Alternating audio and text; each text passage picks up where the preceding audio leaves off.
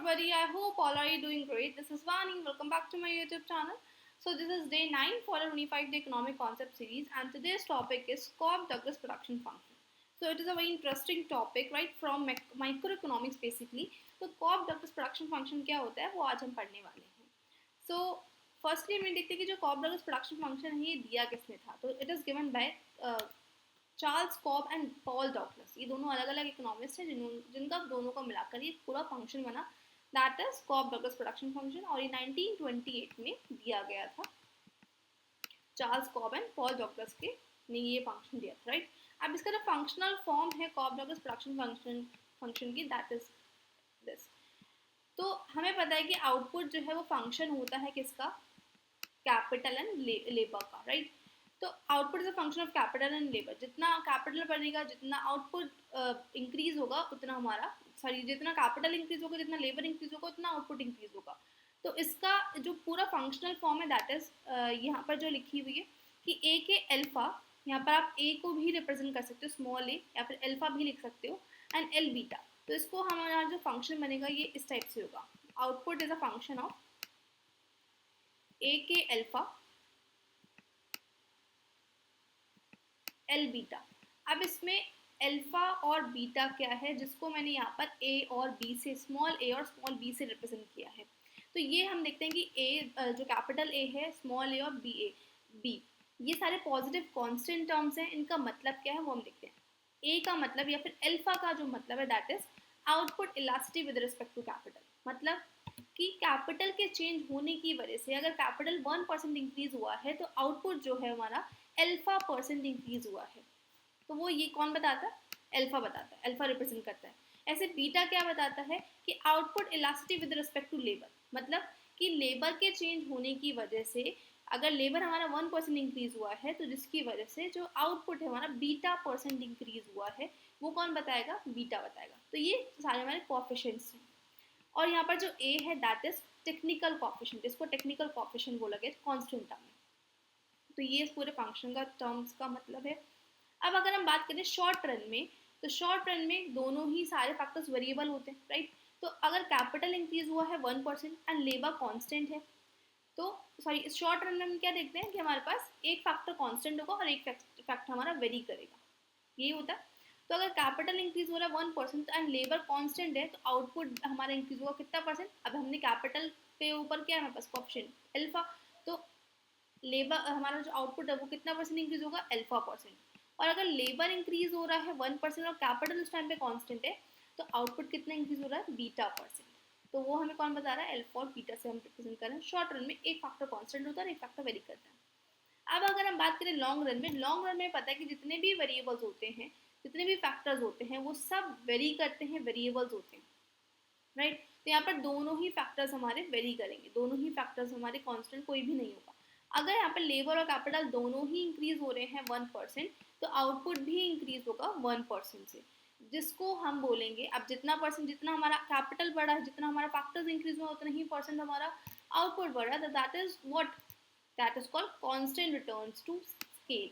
जिस वजह से हम बोलते हैं कि लॉन्ग रन में कैसा होता है, हमारे पास जो स्केल होती है वो कांस्टेंट रिटर्न होती है. तो कांस्टेंट रिटर्न टू स्केल हमें डिपेक्ट किया जाता है, राइट. तो ये पूरा फंक्शनल फॉर्म के बारे में डिस्कशन था कि कॉब-डॉगलस प्रोडक्शन फंक्शन कैसा फंक्शनल फॉर्म होती है. अब हम इसके फर्दर फीचर्स देखते हैं. सेकेंड फीचर क्या बोलता है, isoquants resulting from functional form have convex shape. मतलब जो इस फंक्शनल फॉर्म, जो कॉब-डॉगलस का जो फंक्शनल फॉर्म है, इससे जो आइसोक्वांट बनता है वो कैसी शेप का होता है, आइसोक्वांट इसका कॉन्वेक्स शेप का होता है, राइट. नेक्स्ट अब इसमें हम देखते हैं कि इसके रिटर्न्स टू स्केल कैसे होंगे. तो वो डिपेंड किस पे करेगा, इनके कोएफिशिएंट्स के ऊपर डिपेंड करेगा. जो अल्फा और बीटा है इनके ऊपर, इलास्टिसिटी ऑफ आउटपुट के ऊपर, elasticity with respect to capital और elasticity with respect to labour, इनके ऊपर डिपेंड करेगा. अगर अल्फा प्लस बीटा, या फिर हम ए और बी मैंने यहाँ पे लिखा है, तो अगर ए और बी और वी कैन से अल्फा और बीटा 1 के इक्वल आते हैं तो ये बताते हैं हमें कांस्टेंट रिटर्न टू स्केल दिखाता है. तो कहीं पे लिखा है alpha plus beta equal to 1, that means constant return to scale. और अगर अल्फा और प्लस बीटा ग्रेटर देन 1 है तो जिसका मतलब ये क्या दिखा रहा है, इंक्रीजिंग रिटर्न टू स्केल, कि अल्फा और बीटा की बढ़ने की वजह से आउटपुट जो है ज़्यादा से बढ़ रहा है, that means it is called increasing returns to scale. और अगर alpha plus beta less than 1 है, ये इम्प्लाई करता है कि डिक्रीजिंग रिटर्न्स टू स्केल है. तो ये हमें अल्फा और बीटा से पता चलते हैं. तो ये नॉर्मली आप पूछ भी लेते हैं, क्वेश्चंस भी आते हैं इससे रिलेटेड कि अगर alpha plus beta less than 1 है तो वो कौन सी रिटर्न टू स्केल दिखा रहा है, तो फिर लेस देन 1 है तो ग्रेटर देन 1 है, राइट। सेकेंड जो फीचर है कोऑपरेटिव प्रोडक्शन फंक्शन में, that is elasticity of substitution is always equal to 1। मतलब जो सब्स्टिट्यूशन है बिटवीन द फैक्टर्स के बीच में जो भी सब्स्टिट्यूशन हो रहा है वो किसके इक्वल है, 1 के इक्वल है। कि जितना हमारा अब 1 के इक्वल मतलब क्या है कि ये कैसा है, एक टाइप का लीनियर है, क्योंकि मैंने पढ़ा है कि जो लीनियर प्रोडक्शन फंक्शन होता है उसमें इलास्टिक सब्स्टिट्यूशन होता है वो 1 होता है, परफेक्टली इलास्टिक होता है, सब्स्टिट्यूशन पॉसिबल है, right. Next is cooperative production function is linear in logarithm. Logarithm में कोऑपरेटिव प्रोडक्शन फंक्शन लीनियर होता है। ये जो फंक्शनल फॉर्म है ये लॉग की फंक्शनल फॉर्म है, नॉर्मल सिंपल यही वाली फंक्शनल फॉर्म है, लेकिन इसमें क्या आ चुका है, इसमें लॉग लगा दिया गया है कि यहाँ पर क्या है, log output is equal to function of log ये हमारा टेक्निकल कोएफिशिएंट ए प्लस क्या था इसमें कैपिटल अल्फा, ए के अल्फा। तो यहाँ पर हमने क्या लिखा है, ए लॉग कैपिटल या फिर alpha log capital plus beta log labour. बस यहाँ पे क्या करना है, जो लॉगरिथम में आएगा उसमें हम सब में इस पूरे फंक्शनल फॉर्म में लॉग को लगा देंगे, तो ये क्या बन जाएगा, हमारा लॉगरिथम बन जाएगा कोऑपरेटिव प्रोडक्शन फंक्शन का, जो कि लीनियर होगा, राइट। अब बात ये आती है कि मैंने यहाँ पर ये मेरे नोट्स का कुछ पार्ट मैंने यहाँ पर पेस्ट किया हुआ है। तो अब हम ये देखते हैं कि जो लीनियर बना है इससे एक फॉर्मूला बनकर आता है कोऑपरेटिव प्रोडक्शन फंक्शन से ही, कि जो लीनियर है लॉगरिथम में हमें पता है कि output is equal to function of A K alpha और एल बीटा। अब हमने लॉग ले लिया है दोनों साइड, तो हमारे पास लॉग आके log output is equal to log A technical coefficient plus alpha log capital plus beta log labour, right. अब हमने यहाँ पर क्या किया है, डेरिवेटिव किया, डेरिवेशन किया है, डिफरेंशिएट किया है with respect to time. Time के साथ हमने इसको पूरे फंक्शन को डिफरेंशिएट किया है। तो जब भी लॉग होता है, लॉग का जब भी हम डिफरेंशिएट करते हैं, लॉग आउटपुट का हम डिफरेंशिएट कर रहे हैं, तो उसको हम रेसिप्रोकल हो जाता है, तो 1/q हो जाएगा। ये तो पता होगा जब हम डिफरेंशिएट करते हैं तो 1/q, और डिफरेंशिएट किस रिस्पेक्ट में कर रहे हैं, टाइम के रिस्पेक्ट में। तो ये पूरा क्या बनकर आ गया हमारे पास, इलास्टिसिटी वाला पार्ट है। तो ग्रोथ रेट ऑफ आउटपुट कि टाइम के चेंज से आउटपुट में कितना चेंज आया। ऐसे ही हमने टेक्निकल कोएफिशिएंट को हमने इसको डेरिवेशन किया है, 1/a लॉग है तो 1/a आ जाएगा, और किसके रिस्पेक्ट में कर रहे हैं, टाइम के रिस्पेक्ट में। तो differentiation of time with respect to output.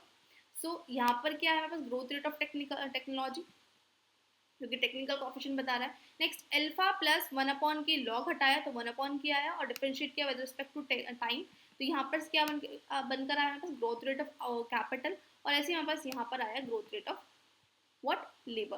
तो ये पूरा हमारे पास डिफरेंशिएशन का फॉर्म आया। अब इससे क्या हमारे पास जो रिजल्ट निकल कर आया वो क्या है, growth rate of output is equal to growth rate of technology plus alpha growth rate of capital plus beta growth rate of labour. तो इन सबके ग्रोथ रेट पर डिपेंड करता है ग्रोथ रेट ऑफ आउटपुट। अब इससे आप अलग अलग करके अलग अलग जो भी आपको चीज़ें निकालनी है वही आप फॉर्मूला में पुट कर सकते हो। अगर मुझे अब यहाँ पर ग्रोथ रेट ऑफ टेक्नोलॉजी निकालना है तो आउटपुट में से मैं इन दोनों टर्म्स को माइनस कर दूंगी, तो मेरे पास यहाँ पर ग्रोथ रेट ऑफ टेक्नोलॉजी निकल कर आ जाएगा। ऐसे ही हमारे पास ग्रोथ रेट ऑफ आउटपुट निकल कर आएगा, राइट।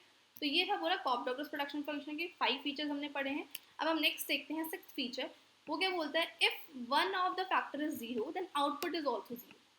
हमारे पास दो फैक्टर है, लेबर और कैपिटल, राइट। अगर एक फैक्टर जीरो है, सपोज लेबर नहीं है, तो आउटपुट भी उस टाइम पे जीरो ही होगा, राइट। तो ये नहीं है कि आउटपुट कुछ ना कुछ क्रिएट होगा, क्योंकि दोनों ही फंक्शनल फॉर्म से ही पूरा आउटपुट क्रिएट होता है, क्योंकि output is a function of labour plus capital, right. Next, the function can be represented as log linear model as, जैसे हमने पीछे देखा है कि जो फंक्शन को हम रिप्रेजेंट कर सकते हैं लॉग लीनियर मॉडल में, कि log output is equal to log technical coefficient plus alpha log capital plus, अब यहाँ पे बीटा जो है, बीटा को मैंने क्या लिखा है, 1 माइनस अल्फा, क्योंकि हमें पता है अल्फा प्लस बीटा किसके इक्वल होता है, सॉरी यहाँ पर लिखती हूँ, अल्फा प्लस बीटा हमारा किसके इक्वल होता है, 1 के इक्वल होता है। अब अगर मुझे बीटा निकालना है तो बीटा मैं कैसे निकालूंगी, 1 माइनस अल्फा, राइट। तो इस अब बीटा की जगह, जैसे हमें पता है कि output is function of A K alpha और एल बीटा, तो बीटा की जगह मैंने यहाँ पर 1 माइनस अल्फा लिख दिया है, तो वही बीटा रिप्रेजेंट करे जो हमारे यहाँ पर से निकल कर आया। तो बीटा भी लिख सकते हो और 1 माइनस अल्फा भी लिख सकते हो। तो ये पूरा लॉग लीनियर मॉडल का फंक्शन इस टाइप का रिप्रेजेंट किया जाता है, राइट। नेक्स्ट उसका फीचर आता है दैट इज कि एवरेज प्रोडक्ट एपी और एमपी और फैक्टर्स जो हैं वो फंक्शन है किसके, कैपिटल और लेबर रेशो के। कि जब आपका इसका डिफरेंशिएशन करोगे या फिर आप जब इसको फंक्शनल फॉर्म में डालोगे तो वो किसके फंक्शन आएंगे, कैपिटल अपॉन लेबर रेशो के। जितने भी हमारे पास फंक्शन निकल कर आएंगे वो के अपॉन एल रेशो में आएंगे। अगर हम एपी ऑफ लेबर निकाल रहे हैं, एवरेज प्रोडक्ट निकाल रहे हैं लेबर का, तो हमें पता है एपी निकालने के लिए क्या करते हैं, एवरेज करते हैं, आउटपुट अपॉन लेबर। तो आउटपुट अपॉन हमने लेबर किया, आउटपुट हमें पता है कितना है, आउटपुट फंक्शनल फॉर्म में किसका, कोऑपरेटिव प्रोडक्शन फंक्शन का। तो इसमें हमने देखा कि हमने आउटपुट की जगह क्या लिख दिया, पूरा Q is equals to function of A K alpha और एल, 1 माइनस अल्फा लिख लो या फिर 1 माइनस बीटा लिख लो। मैंने यहाँ पर 1 माइनस अल्फा लिया है। तो अब क्या हुआ है, यहाँ पर एल के ऊपर पार कितनी है, 1, राइट। अब जब ये जो हम एक्सपोनेंट जो हमने मैथ्स में पढ़ा है 7th 8th क्लास में, जब भी ये पार ऊपर जाएगी इसके साथ, क्योंकि लेबर इसमें से हम डिवाइड में है, डिवाइड में एक्सपोनेंट को जब हम पार माइनस करते हैं, सेम इसका बेस फॉर्म सेम है, और माइनस करेंगे तो ये ऊपर जाएगा, जाकर क्या हो जाएगी, पार माइनस में हो जाएगी। तो ये क्या हो जाएगा, ए K alpha L 1 minus alpha -1, तो -1 से -1 कैंसिल, तो कितना बचा, ए के अल्फा, और लेबर के ऊपर क्या है, लेबर के ऊपर सिर्फ माइनस अल्फा बचा है। अब माइनस अल्फा है तो पार्ट्स तो कभी माइनस में नहीं होती, तो इसकी वजह से ये रेसिप्रोकल नीचे चल जाएगा। तो यहाँ से फंक्शनल फॉर्म में बस ये निकल कर आई है कि ए कैपिटल अपॉन लेबर और अल्फा, राइट।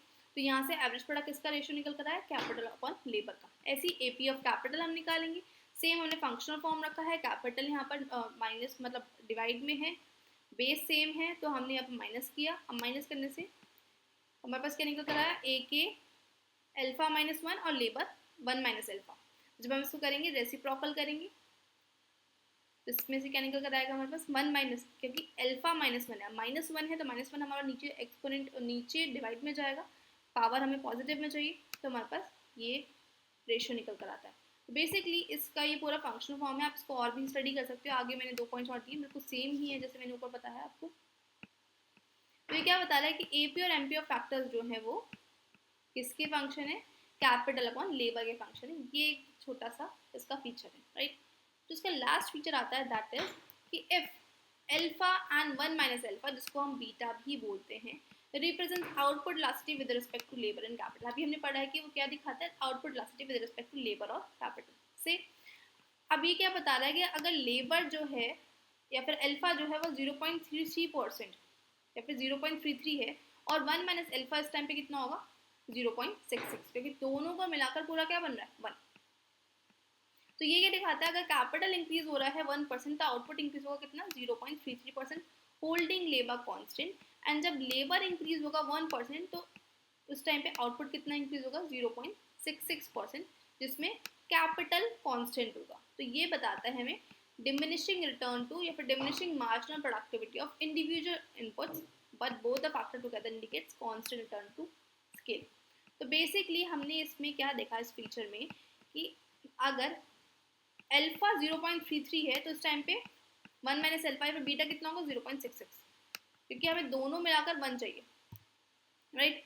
तो इसमें क्या है, अगर कैपिटल, अब ये क्या है, ए के अल्फा, यहाँ पर हम लिख सकते हैं ए के अल्फा, और 1 माइनस अल्फा, यहाँ पे अल्फा लिख दो और यहाँ पर बीटा। अगर अल्फा 0.33 बढ़ रहा है तो 1 माइनस अल्फा कितना है, 0.66। इसका मतलब क्या है, कैपिटल अभी हमने यहाँ पे क्या रखे, कांस्टेंट। तो अगर कैपिटल या फिर हमने बोला यहाँ पे लेबर कांस्टेंट, कैपिटल इंक्रीज हुआ 1%, तो आउटपुट कितना बढ़ा, सिर्फ 0.33% ही बढ़ा। तो कैपिटल तो ज़्यादा बढ़ा है लेकिन आउटपुट कम बढ़ रहा है, तो इसका मतलब ये क्या दिखा रहा है, डिमिनिशिंग रिटर्न दिखा रहा है। और ऐसे ही हमने देखा कि अगर हम लेबर को बढ़ा रहे हैं 1%, तो आउटपुट सिर्फ बढ़ रहा है 0.66%, इसका मतलब ये क्या दिखा रहा है हमें, diminishing marginal productivity of individual inputs. कि अगर हम एक इंडिविजुअल इनपुट को बढ़ाते हैं, दूसरे को कांस्टेंट रखते हैं, तो इससे क्या होता है, मार्जिनल प्रोडक्टिविटी जो है वो डिमिनिशिंग होती है, राइट। और अगर हम दोनों को अगर एक साथ बढ़ाते हैं तो वो हमें कांस्टेंट रिटर्न टू स्केल दिखाता है।